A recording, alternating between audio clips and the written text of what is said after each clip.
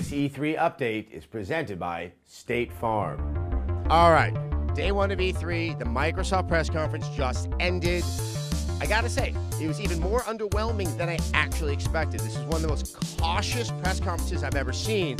And in light of the problems that Microsoft has been happening since they made their announcement only a few weeks ago about the Xbox One, that they didn't come to it with a little bit of energy and a little bit of personality, I don't think is gonna do them any favors.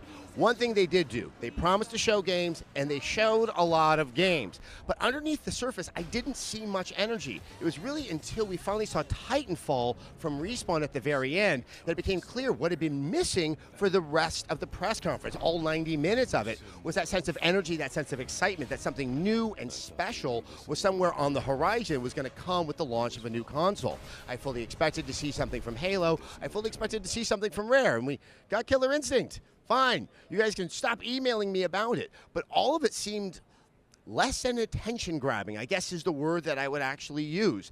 They're safe games. They're games that aren't showing any application of what we saw 3 weeks ago up in Redmond, Washington, with the cloud, with all of these interesting dynamic qualities that are inside the game. These look like very pretty versions of games that have come before.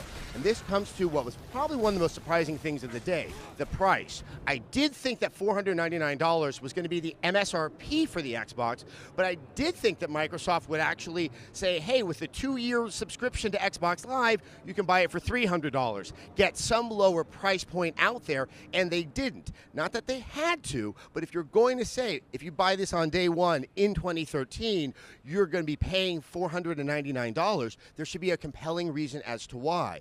Dead Rising 3 looks to be a launch title, but some of those signature franchises, be it Halo, be it Titanfall, they're coming out in 2014. Is there a compelling case that they made to buy the Xbox One on day one? I have to say no. Microsoft has always been very on message when it comes to these type of events. But here it was so on message, it felt unenthusiastic.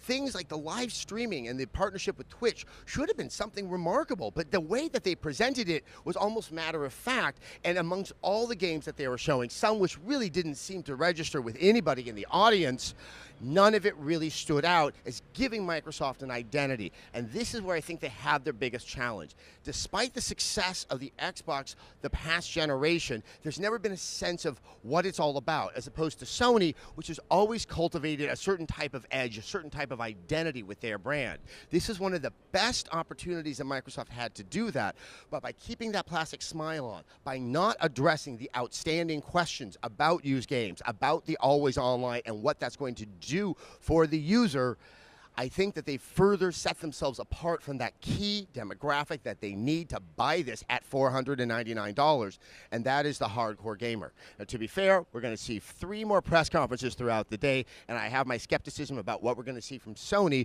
who obviously have to make a case with the PlayStation 4. But as it stands now, it's not clear what next generation gaming is all about, other than being really expensive.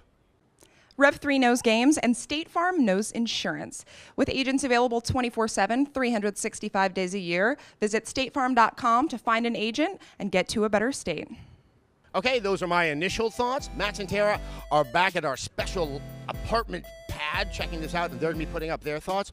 Also, we have EA, we have Ubisoft, and we have Sony for this day. I'll be giving my thoughts on all 3 of those, so just keep on checking back, and make sure you subscribe. YouTube.com/Rev3Games.